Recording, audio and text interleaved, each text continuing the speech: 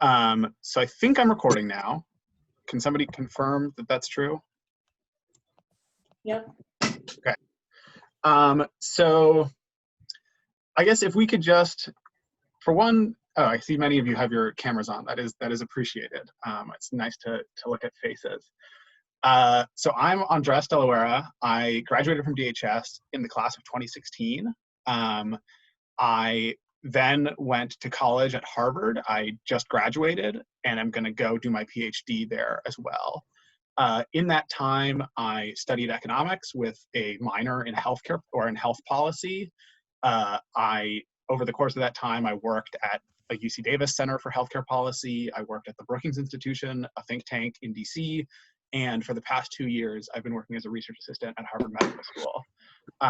So I feel pretty qualified to talk about healthcare policy. I do research in one of the areas that I'm going to talk about. And so I wanted to just kind of introduce to you guys a framework for how to think about healthcare policy, and then I'm going to talk about the PF resolutions. Okay, so to start, just starting super basic, healthcare isn't health, and I feel like that's a distinction that is just like worth making always at the start. Healthcare, like, yes, I mean, I'm just going to have this as definitions in case you like go back through the slides. When I think about like a healthcare system, I think about the way like a country or whatever your entity is organizes the delivery of health services, which are services delivered by health professionals like doctors, nurses, whatever. Like, it's not the same thing as just kind of generally being healthy. There are many policies that we do to take care of people's health in general. Like you'll hear about housing and education and like nutrition and food deserts. Like a million things shape the social determinants of health. Arguably, all government policy shapes health. I'm going to talk about health care, which is a smaller subset of health policy.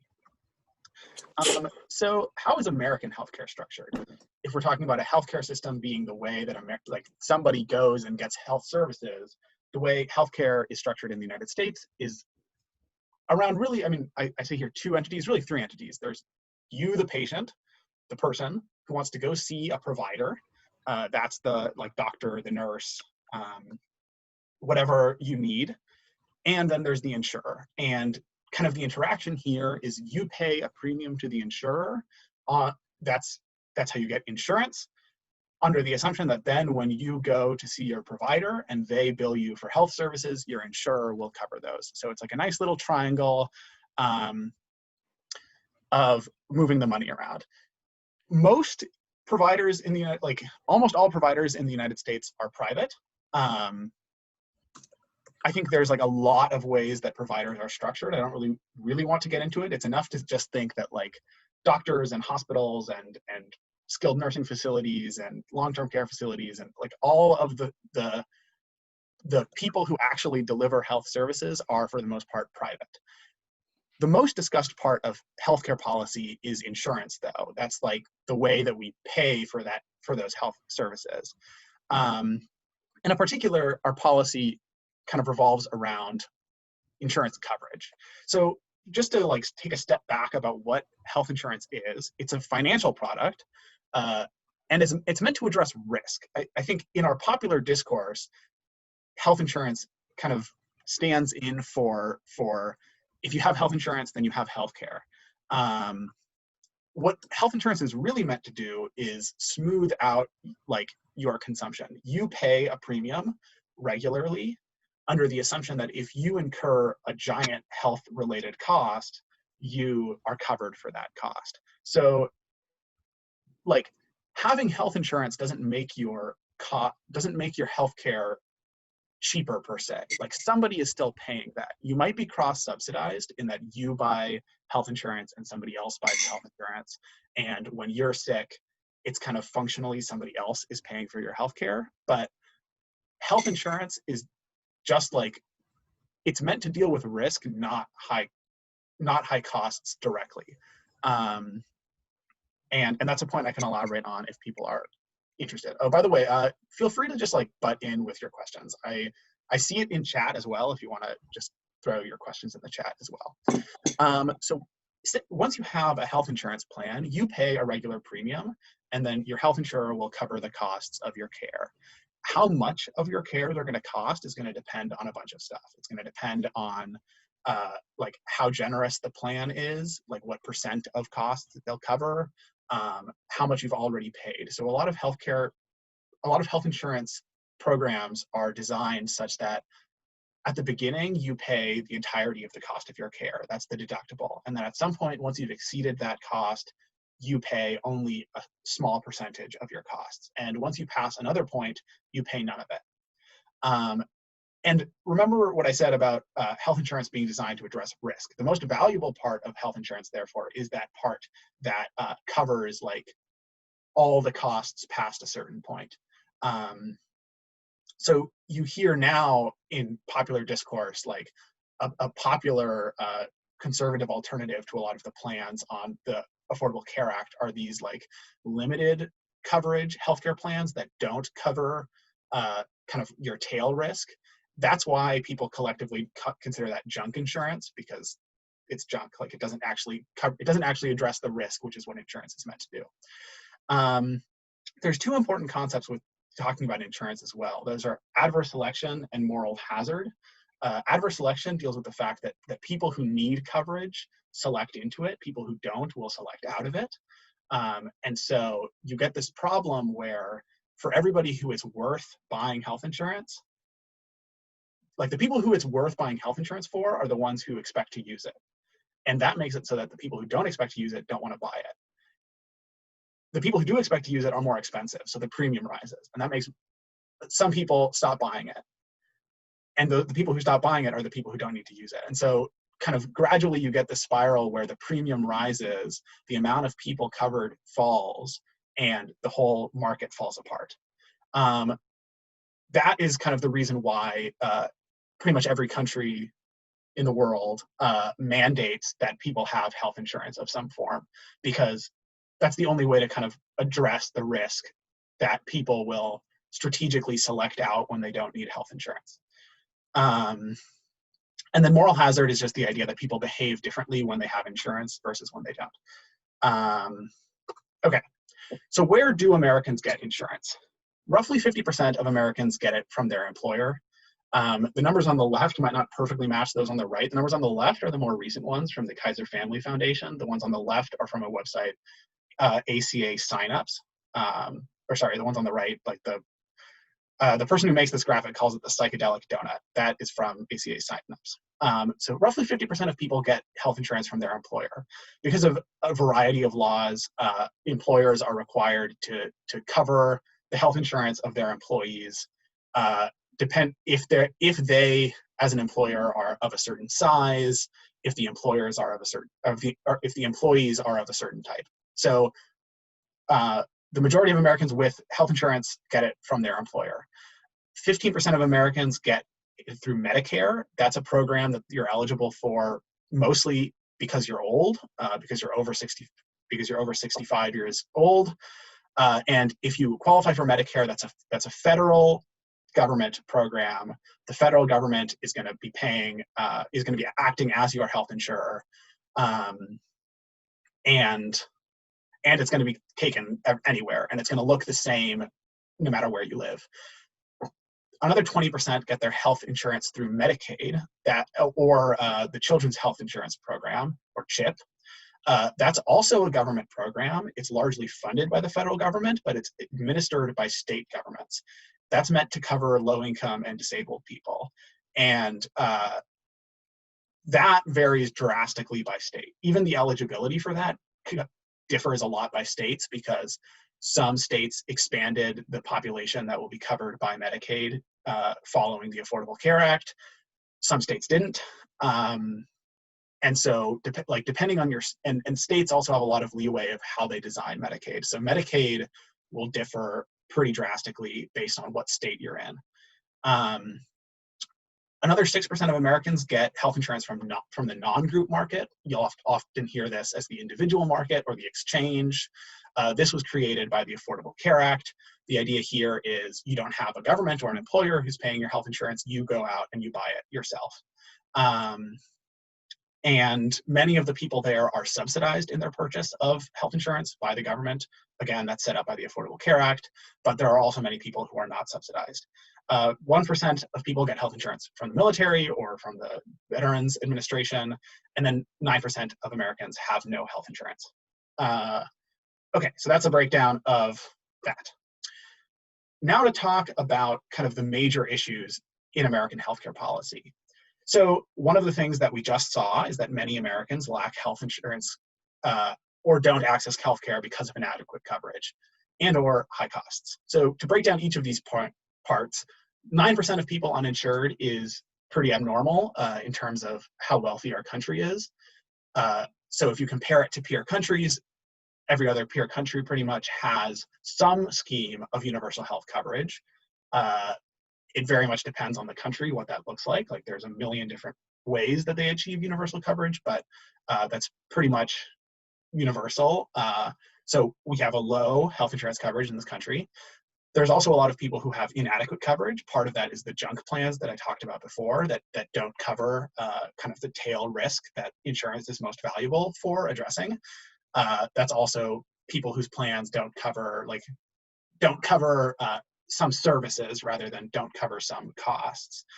And then another problem is just Americans don't access healthcare because it's expensive. You know, there are so many stories of people who forego much needed like drugs or even operations because they're very expensive. So we can think of one of our problems as access. The other problem that the United States has is that we spend an enormous sum of money on healthcare. Almost 18% of our gross domestic product, 18% of like the totality of the value of what our country produces goes towards healthcare, and it's rising. 30% and rising of the federal government, of the federal budget, is spent on healthcare as well. That's because of the government programs I mentioned earlier, Medicare and Medicaid. So all of that money that we spend on healthcare is money that we can't spend on other things. And again, in an international comparison, we spend a lot more money on healthcare than peer countries. And so one might worry that we're spending, like as a society, too much on healthcare.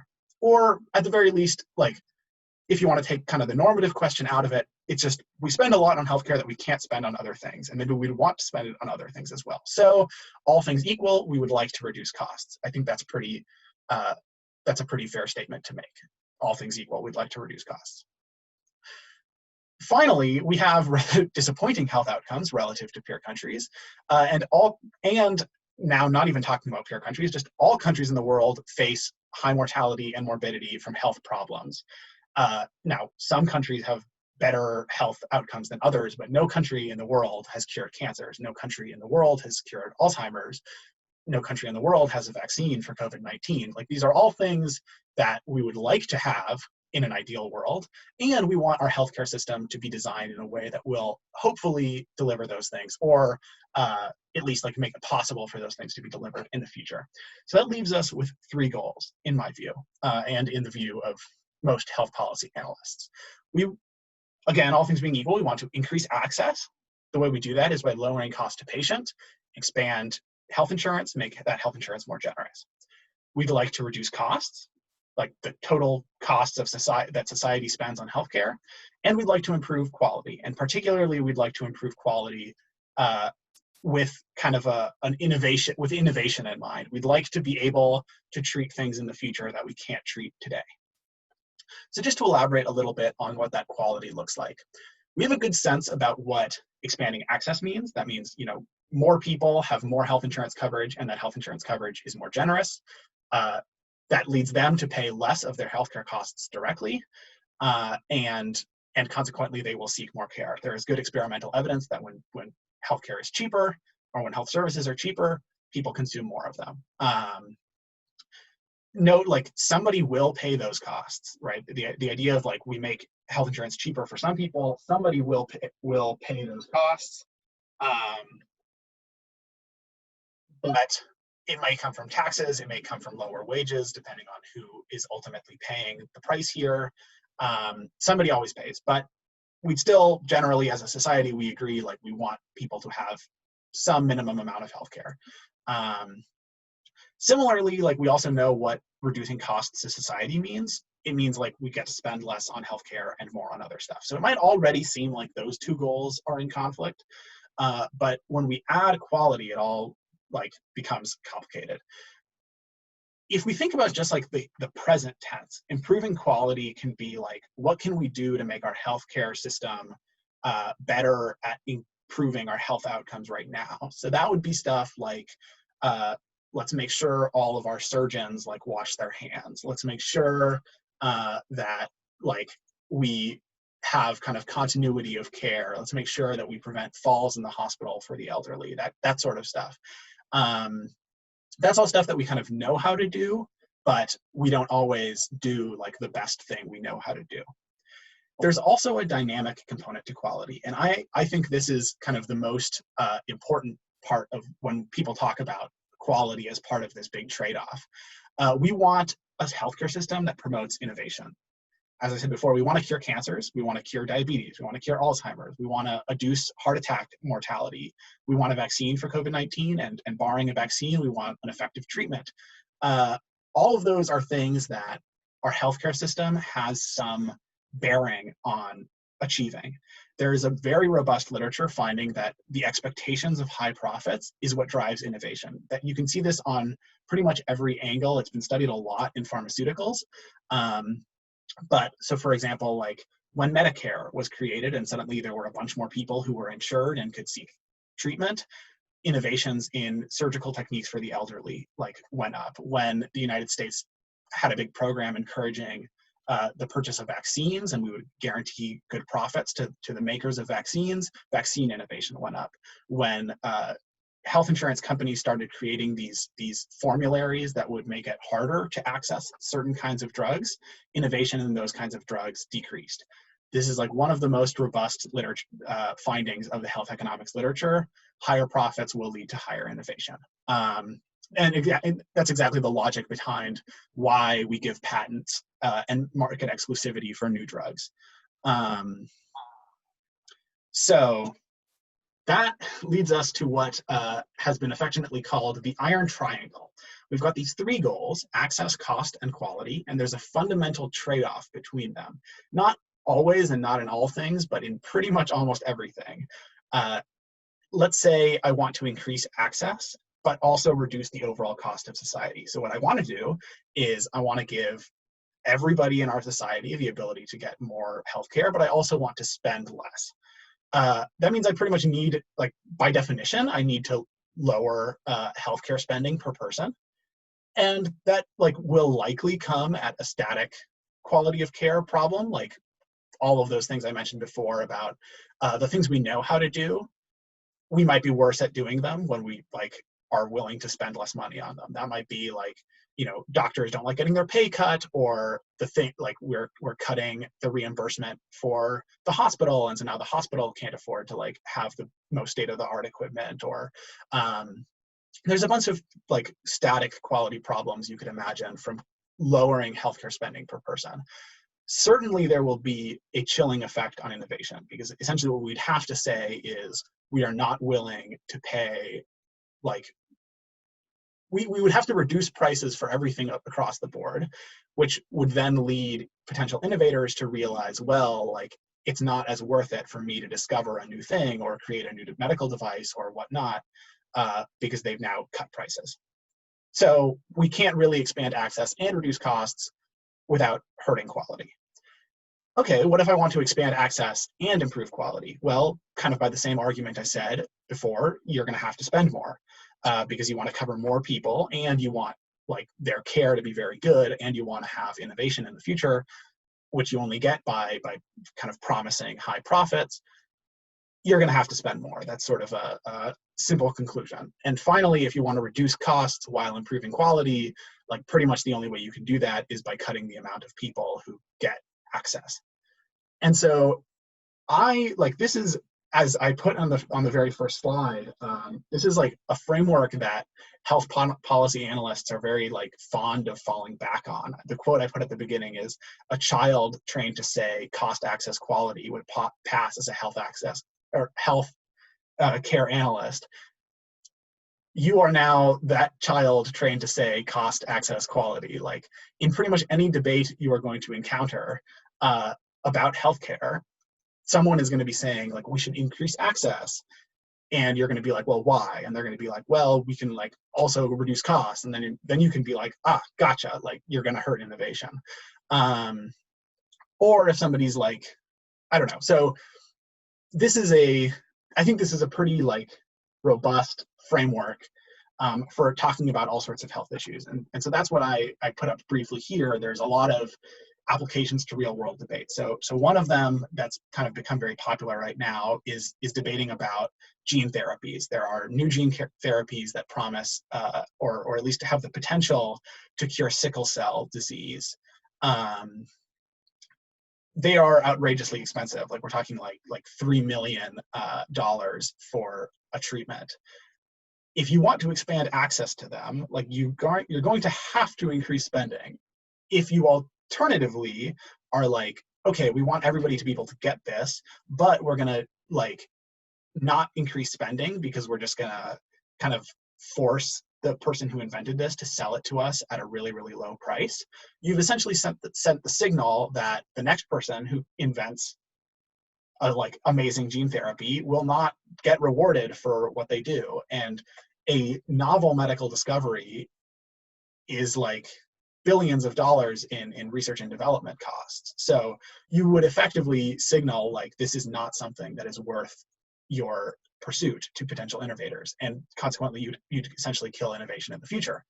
I'll add a note there that like the effects on innovation matter for new drugs, not really for there are like a lot of existing drugs that there are like patent games, or there's like a bunch of other reasons why they're expensive. That's specifically relevant for like insulin and EpiPens. Those are like perennially in the news. And there's like not a good reason why we need to pay a high price for those. Like those have existed for decades. I don't know if the EpiPen is decades, but insulin is decades. There's not like a really compelling innovation reason why we should be paying high prices for that. But for new drugs, like if you want to increase access, you have to increase spending, or you have to accept lower innovation in the future. Alternatively, you could have this kind of ugly realization where, okay, I don't want to do either of those things, and so not everyone's going to get access to those drugs. Only the people who can afford kind of $3 million out of pocket when their baby's born with that disease are going to get access to that drug. And I think that also kind of to us seems pretty bad. And so you're stuck in the iron triangle from before. If you ever got a debate resolution about this, there is no like perfect answer here, and you can always make the argument that your opponent is prioritizing the wrong thing, or that your side of the resolution is prioritizing the right thing. I'm going to talk more about single payer health insurance later, but like it's the same. It's a very similar problem. Like a lot of people are proponents of single payer healthcare because they want to improve access. You can't then simultaneously improve quality and reduce costs. There's policies aimed at reducing total spending. We're going to reduce costs, but they make healthcare less accessible. And so all of those kind of, this is kind of the first order takeaway from this lecture that is applicable to all debates that you will ever have about healthcare. There is like a way to apply this iron triangle. And so if you kind of get good about arguing, like, why does innovation matter more than cost? Or why does access matter more than innovation? Those are the kind of arguments that you will always be able to deploy when you get a healthcare topic. And also would bring you closer to discussing healthcare policy like professional health policy analysts. So I'm gonna stop there really quickly in case anybody wants to ask a question. What is your opinion on Pete Buttigieg's healthcare plan? Like, what are the pros and cons? Sure. So Pete Buttigieg, just for context, Pete Buttigieg proposed a plan where everybody would have the opportunity to buy into Medicare, and his thought was kind of slowly that would make it so that everybody would be covered by Medicare, and you would transition from just having the option of Medicare to a Medicare for all system. So we can think about the pros and cons kind of the same way with this iron triangle that I just proposed. Buttigieg's plan is premised around, we're going to get everybody covered. That's the first order goal, is to improve access. Once his proposal is sort of predicated on this idea that Medicare is going to be cheaper than private insurance. So that sort of tips his hand as to what he's thinking about cost or quality. He's arguing that, you know, the Medicare option will be cheaper. Gradually, everybody will choose the Medicare option. And we're going to, therefore, like, we're going to reduce total costs. Everyone's going to end up in healthcare. It's going to be the same benefits as single payer. For the Medicare option to be cheaper, it sort of kind of necessarily has to do, it has to spend less per person. That's kind of guaranteed. How is it going to do that? Buttigieg says, okay, we can get savings by cutting out profits. We can get savings by cutting administrative costs. You know, we don't pay insurers a bunch. The reality is that that's not very much of healthcare spending. Your big ways of saving money are going to be by just paying lower prices for health services. And for some health services, that might not be a problem. As we discussed before, like, the innovation effect really matters for new things. But I think you can make the argument that Buttigieg's plan, if kind of carried to its logical conclusion, would have Medicare as a sole payer using its bargaining power to pay less for services, and that would lead us to have lower quality healthcare. On the other hand, we'd spend less and we would have people covered. So depending on in a debate case, if you were told to defend Buttigieg, I would get up there and I would say, well, access is the most important thing. Like, we want equity in this country. Like, it's unjust if some people can have better healthcare than others just because they're born richer. That's, like, fundamentally incompatible with our moral system. Like, access matters more. On the other hand, you could get up there and say innovation matters more, because innovation affects all future people. Like, if we kill innovation, then there's a ton of things that we're just never going to get to treat, and we shouldn't kind of concede that point. So that's my roundabout pivot to saying, you hear Buttigieg's healthcare plan, you learn a little bit about the specifics, and then you figure out what trade-offs the plan is implicitly making about access, cost, and quality, and then you can make an argument about which of those is most important. Andres, I have a quick question. Mm-hmm. So you talk about specifically the triangle of the trade-offs we make, and the trade-off of innovation specifically, and you brought up this example earlier about how the U.S. government basically set subsidies to basically encourage the manufacturing of vaccines, basically subsidize the creation, which led to innovation. Couldn't the issue with the lack of innovation be solved by U.S. subsidies? Yes, but remember that would not lower total spending. Like, that would lower spending okay. by citizens, potentially, like, out of their pockets, but all government spending ultimately comes out of somebody's pockets. Yeah. And so that's the basis of this iron triangle. Like, it cannot be broken unless, I suppose, you could like get the money from some other country. We could be like, hey, Canada, like, pay for our healthcare or we're going to nuke you, like that. But then Canada pays for it. Like, somebody always pays. Okay, so I'm just going to add a quick note on cross-country comparisons. These are really popular when debating healthcare. I even fell into this trap earlier in the lecture. Like, we say, like, the US spends more per capita, or we spend more for, like, X thing than another country does. And we have worse health outcomes than other OECD countries. OECD is like a group of rich countries. Like, are we worse at healthcare? I mean, it's hard to know exactly, because there's a ton of differences between other countries and us that are more than just our healthcare system. I forget exactly who said this and which country they said it about, so I can't give you a direct quote, but somebody said something to the effect of, I'll take the Danish healthcare system if you also give me the Danish people. This is like an example of, like, is it that the US healthcare system is worse, or is it that Americans are less healthy? Like, we can't really know. One thing that we do know pretty well, the differences in spending are not because of intensity of care. This is a really popular answer in politics. You will often hear people be like, well, the reason the US spends more on healthcare is that we like do more. We're like more aggressive with treating X, Y, and Z.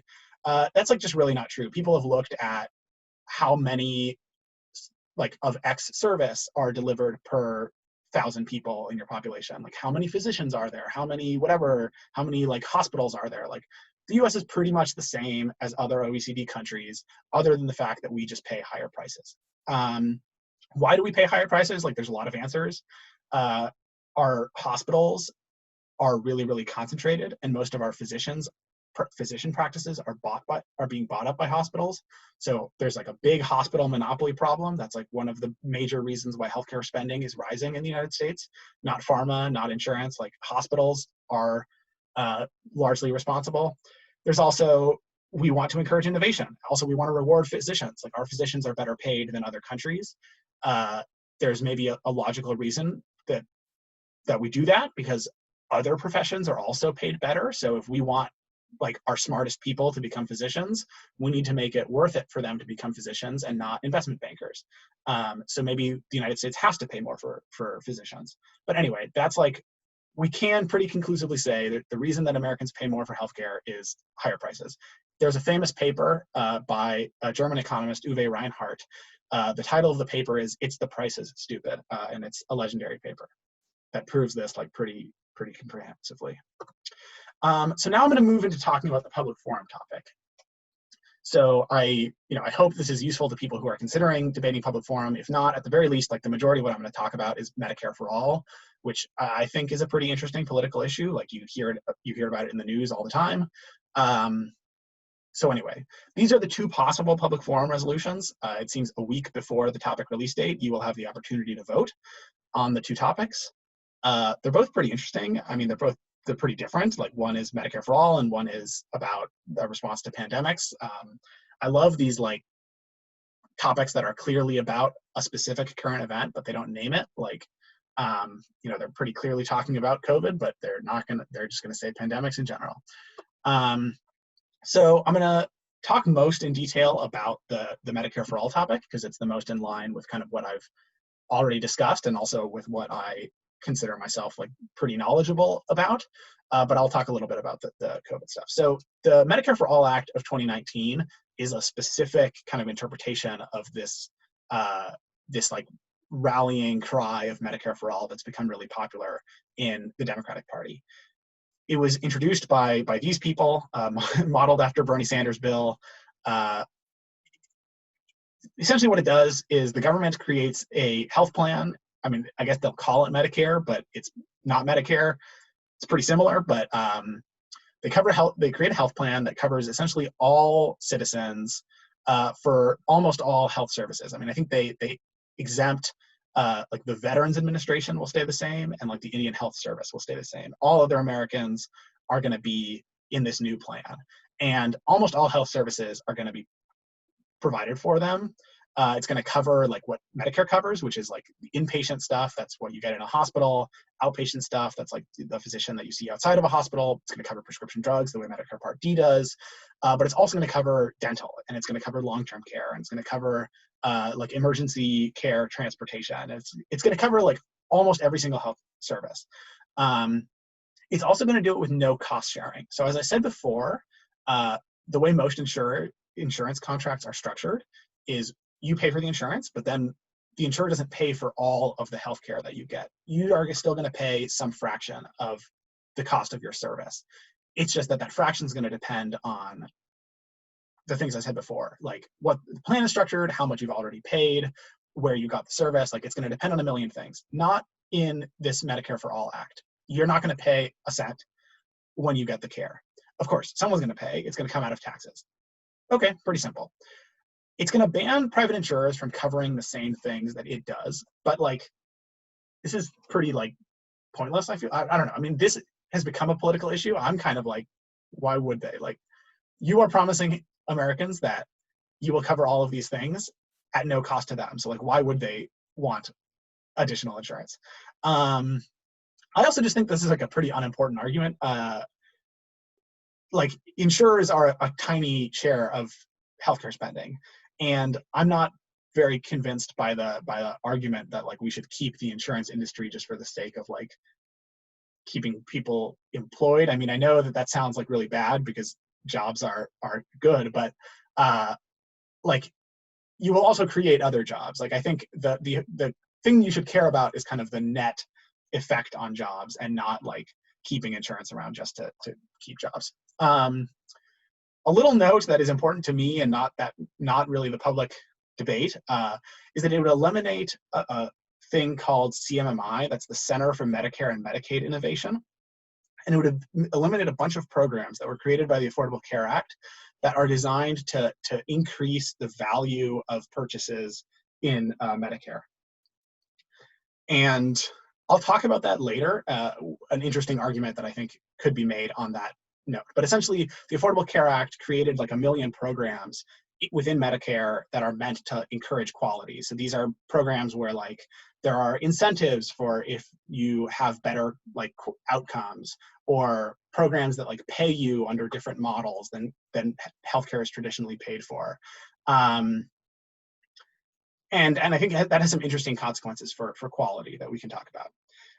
I see the big question of Medicare for All in line with our iron triangle. Like it's pretty unarguable that it's really good for access. Like you're saying everybody is going to get everything for free. Like that's, and again, that free comes with an asterisk because it's paid for by taxes. But the real big question is, what does it do to cost? That kind of leads to the question of how what the tax burden is going to be, and what is it going to do to quality with a particular emphasis on innovation, as I've discussed.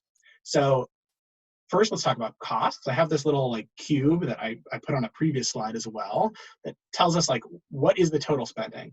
Well, it's like the product of how many people are covered times how many services are covered times like, you know, the average price per service. I mean, that's not like really a mathematical formula because I guess you'd have to add in there like how many services does each person get or something, but that's like a way that you can think about what happens here. And I mean, you'd see pretty quickly, like you're covering everybody for pretty much everything. They're not going to pay anything, but you have to decide how much you pay. And so that's kind of the question of cost reductions. So I think eliminating insurer profits is small potatoes. Insurer profits are in the orders of like tens of billions of dollars a year. That sounds like a lot of money, but not really once you think about healthcare being like $3.6 trillion a year. So you can also think like, okay, Medicare will eliminate administrative costs. This is a pretty debated point. There's kind of two arguments here. One, there are people who say like Medicare is more efficient.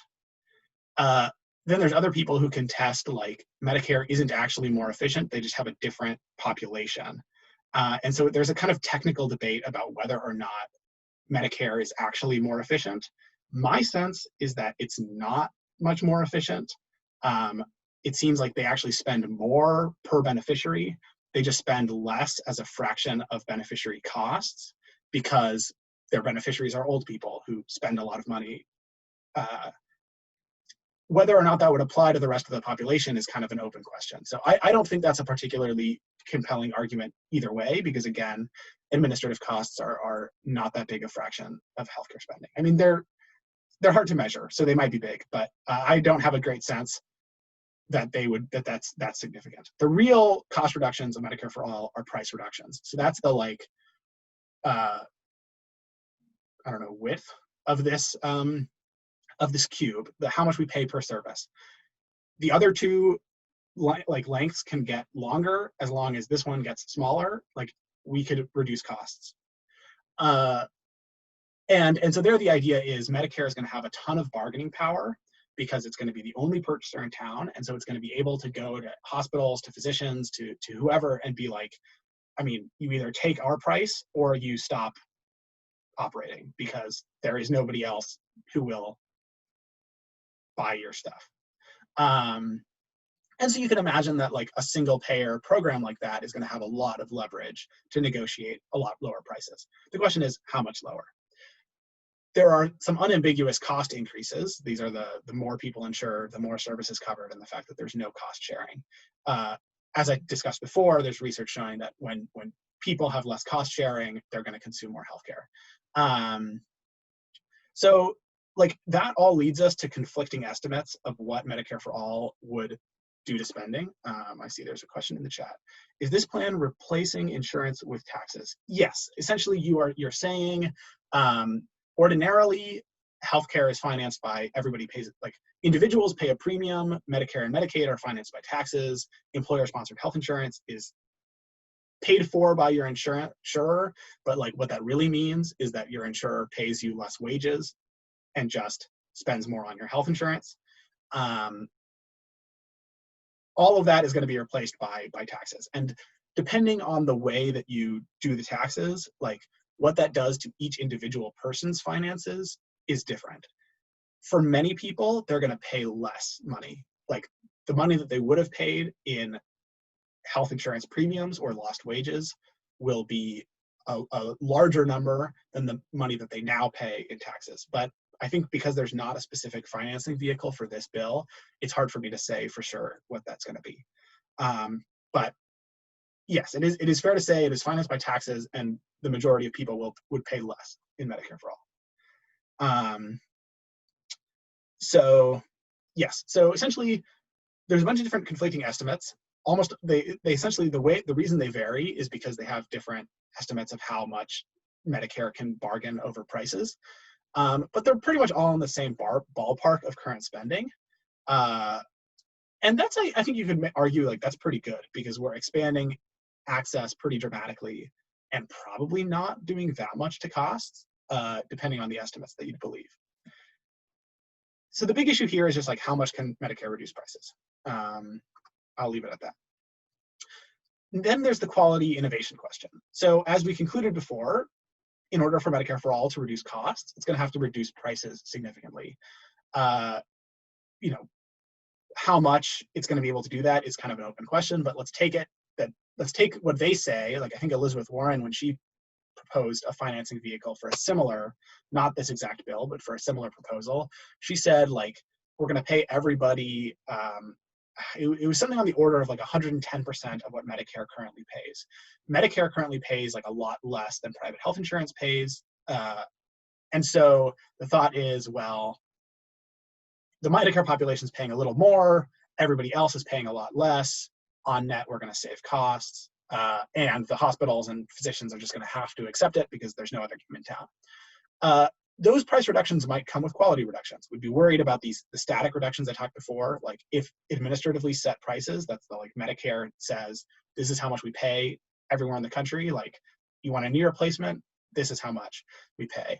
If they set it too low for some services, you could worry that those services won't be provided. There is a lot of evidence that, well, I don't know, there's conflicting evidence, but I think it's safe to say that physicians do care about gaming pricing. There's like a good paper using the fact that Medicare pays, or not Medicare, somebody pays more for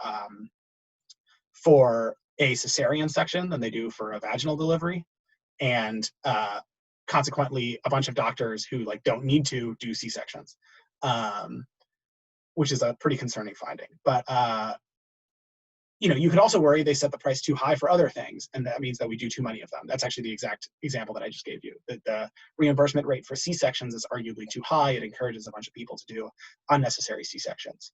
You could worry like, hey, if we cut physician pay, that will reduce their motivation, and maybe like the best doctors will decide like, screw this, I'm going to do something else. Or our smartest students will decide like, I'm not going to be a doctor, I'm going to be a lawyer or something like that. Then there's also what I talked about before, this elimination of the like Center for Medicare and Medicaid improvements. All of their like innovations could have a problem. I think the CMMI point is pretty strategic. Like there's a bunch of pay for performance measures that would be eliminated that like it's unclear that the writers of this bill like knew that. It sounds like that's just like a consequence of pretty sweeping language they use. And there are pay for pay for performance measures that have been shown to be effective. My research is on accountable care organizations, and like they're not great, but they're kind of effective. So I think it might be strategic to point out like CMMI is actually pretty good. We should keep it. Ergo, you should negate. I'll talk about that later. I think the bigger concern is what does like paying less per service do to innovation? As we discussed before, lower prices means lower profits, means likely lower levels of innovation, especially in terms of the drugs where like this proposal would say that Medicare is now going to negotiate over the price of drugs. That's code. Like whenever you hear politicians talk about it, they're always talking about paying less. Not that I think anybody would reasonably be like, we should go pay more, but like usually politicians are saying like, we're going to use Medicare, we're going to bully for lower prices. We might even just like legislate that they pay lower prices. And then you'd worry what that will do to the potential innovator who's like, I mean, I was going to make my gene therapy when it could sell for 3 million. I'm not going to make my gene therapy when I have to sell it for like 100,000. And so I think the innovation point is pretty fair. So the big issue here is just, can the new Medicare program set the right price to incentivize the right care now? That's the like cesarean section question. And then can it set the right prices to encourage innovation in the future? And that's the like the drugs that haven't been invented yet things. So here's kind of my thoughts on a negation strategy. Talk about some of these alternatives. So I think there's one kind of basket of strategies, which is, I think, kind of sketchy, which is like, let's pass the same bill, but like with a little tweak. And that seems like it's negation ground here, because the affirmative has to defend that we pass the 2019 Medicare for All Act. If you are like, let's not pass that, let's pass something with like a little tweak, it seems like you're allowed to say that as the negation. So some tweaks that you could propose, you could say save the Centers for Medicare and Medicaid Innovation and the quality programs that it has created. I would love to talk to people about that strategy because I'm kind of personally invested in it. I study ACOs. You could talk about adding reference pricing. This is an idea where you say, okay, we'll cover the entire cost of care for the like cheapest way to do something. So California has experienced, California Public Employees Retirement Agency, or retirement system, CalPERS, did this thing where they said, okay, we'll pay for your knee replacements entirely, but only for the cheapest option available to you. If you want to go to a more expensive option, you pay the difference. And so you could imagine that this is a way that Medicare could functionally achieve like a lot of the same access goals without paying quite as much, because now people would have some incentive to care about how much they pay for healthcare. So you could essentially be like, let's do the exact same thing, but with reference pricing. You could also say, let's ration by how cost effective the care is. I don't think I have a ton of time to talk about exactly what that means, but this paper is pretty good about talking about there are different kinds of services. Some of them are really cost effective, like they're really cheap and really good. Others are like really expensive and of questionable benefit to many people. The textbook example here is proton beam therapy for prostate cancer. It's like super expensive and it has like no clinical benefit over the alternative, but is like way more expensive. And so you can imagine that you have a program that says like Medicare won't pay for things that aren't cost effective by some metric. You might also have this you could also propose an alternative universal healthcare program. So one model is like, we cover everybody, but with like multiple private insurers who compete for you. This is kind of the vision that the Affordable Care Act was based on. And actually the Affordable Care Act was based on a proposal by the Heritage Foundation, a conservative think tank. This was, the Affordable Care Act kind of co-opted what the textbook conservative answer on healthcare was, which is, don't have government provide health insurance, create a system for private health insurers to compete with each other to deliver healthcare for people, and people make the choice between those, but everybody has health insurance. That's kind of the mandate part of Obamacare. You could also do like a Medicare Advantage for all, and that's explained in the link I put. Another thing you could do is you have a universal program that covers everybody, but not all services. That's sort of the ration by cost effectiveness argument. You could also do like just kind of, let's add a couple little programs that get us to full coverage, but broadly keep the shape of our healthcare system intact. And the link I put there is by my old team at Brookings. This was like their proposal for reaching universal health coverage. I think in all of these cases, you can argue, like, the affirmative is going to argue that Medicare for all is good because access is the most important question. You will always have the ability to argue cost and quality. If the affirmative says Medicare for all doesn't raise costs, you can be like, well, then it will hurt quality and innovation. If they say, well, we're willing to pay what's necessary to have good quality, to have innovation in the future, you're like, okay, but it's going to cost you like a ton. And so in this debate, like, there is no way to satisfy all angles of the iron triangle. You will always have an opportunity as the negation to argue one of those two at least. Okay, I'm going to talk really quickly about this pandemics thing, and then I guess I'll just go over some of the links I'm putting you in and take questions. So the other debate is about whether or not it's better to have a centralized or decentralized pandemic response. The first thing to think about here is, what does centralized mean? Is that the federal government, or is it like a national centralization? That's like a pretty important thing to get out of the way. The arguments you'll make will depend on that pretty dramatically. As I see it, like, the benefits of the centralized response might actually here be like one of the few cases where you can do all points of the iron triangle like simultaneously. You could do like a more efficient social planning. The idea here being like the national government, the federal government can like decide better than any individual state who needs ventilators, let's say, right? You have like 1 million ventilators in the whole United States. If you ration them state by state, there are some states like Massachusetts that probably like make a lot of, or Massachusetts doesn't make ventilators. Michigan, let's say. Michigan repurposes its auto plants. They make a bunch of ventilators. South Dakota doesn't make any ventilators. Like, if the federal government steps in, they say, let's take some from Michigan and give to South Dakota and make it so that like everybody kind of has equal access. So that's kind of an equilibrating access argument. You can also internalize externalities, the idea here being like states that don't take COVID seriously or don't take the pandemic seriously impose costs on other states because they have infections that then lead to costs for other states. Like Arizona being irresponsible hurts people in California. And if we do everything on a state level, nobody considers those costs. Finally, the federal government or a national government or an international government can offer these like prizes for innovations that I mentioned before are really effective for vaccines.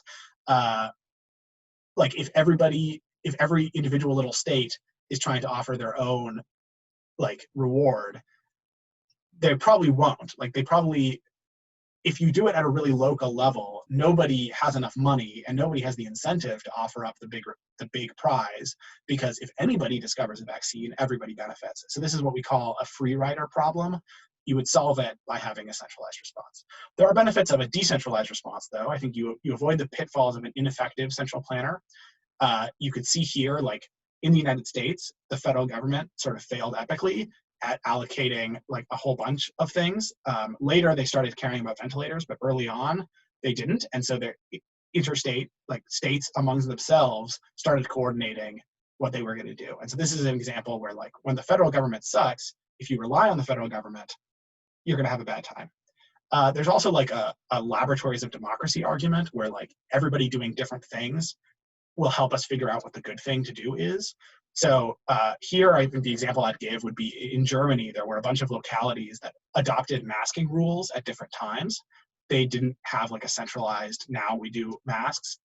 And that led researchers to study like, okay, there's a bunch of states that did masks at different times and in different situations.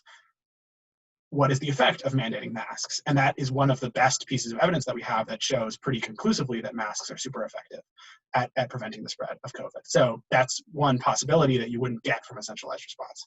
And finally, you can have this idea where you tailor the policy to local conditions. And here, I think the example I'm giving is the least compelling, but you can make the argument that China has had this, like, rather than they've concentrated their testing really, really intensely on the areas that need it the most. And whether or not that's a centralized response or not, it can kind of be debated. I mean, I think you could argue that's their national government doing this.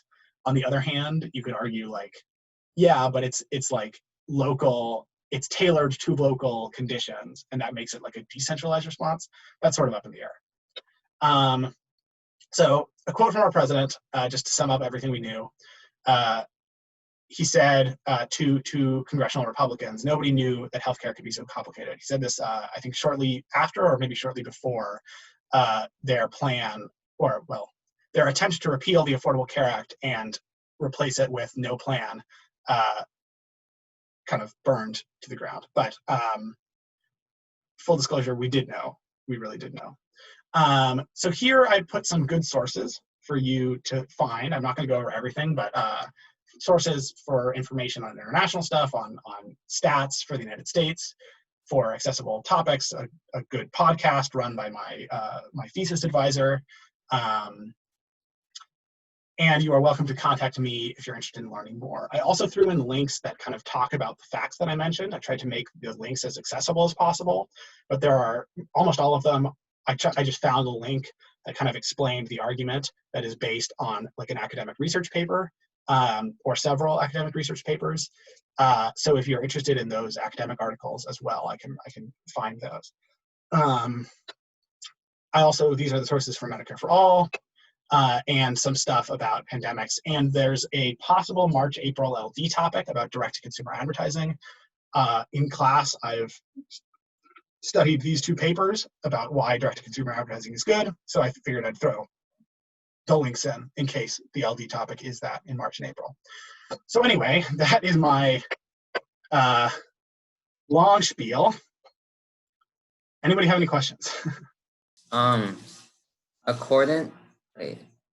to Forbes, I looked it up. Bernie Sanders' plan is like $30.6 trillion. So how do you get those fundings?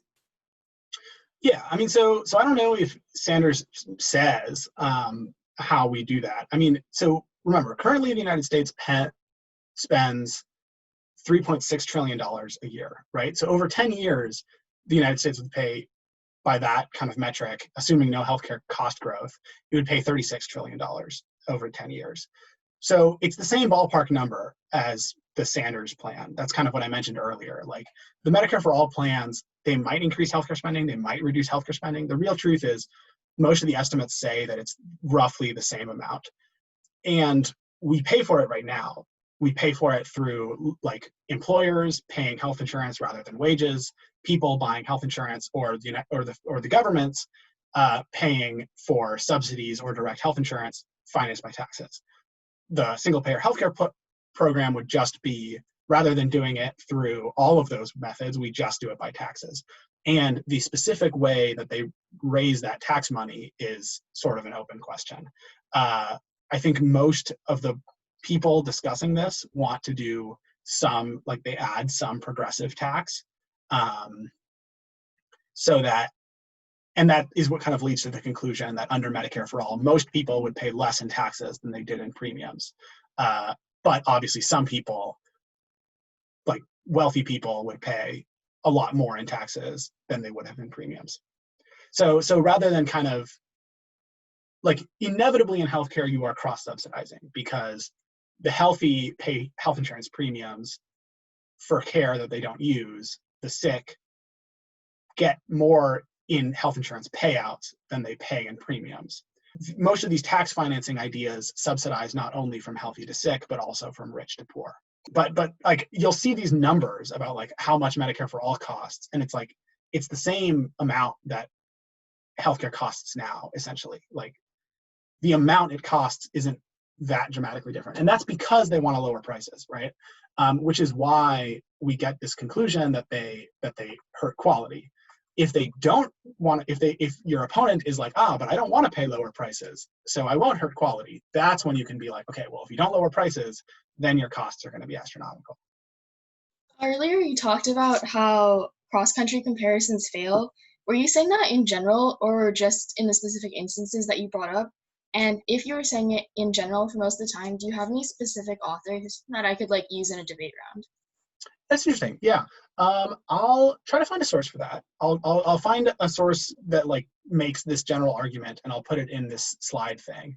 I think it's a pretty robust point. Like people often like to say cross-country comparison for education or cross-country comparison for like X, Y, and Z. Like there's a lot of stuff where you want to compare across countries, but there's a ton of things that differ, right? So like, let's compare like the United States and France, right? Say France has higher mortality than the United States. I think it's probably backwards, but like French people smoke a lot more than Americans. So their healthcare system might be better. It's just that their people are sicker. I think the real truth is that that's actually often going the other way in the United States. The United States has an unusually high rate of obesity and chronic disease. That might be the reason why we spend more on healthcare. I did say here that we do know relatively well the reason that we spend more on healthcare is mostly differences in prices. That I think what is hard to know is whether or not our healthcare system is better or worse for given inputs if we don't care about price.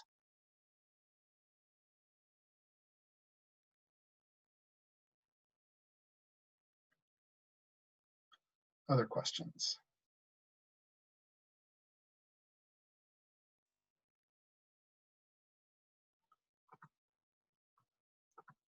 I meant to say a good kind of right-leaning thinker on healthcare stuff is a guy called Avik Roy, AVIK space ROY.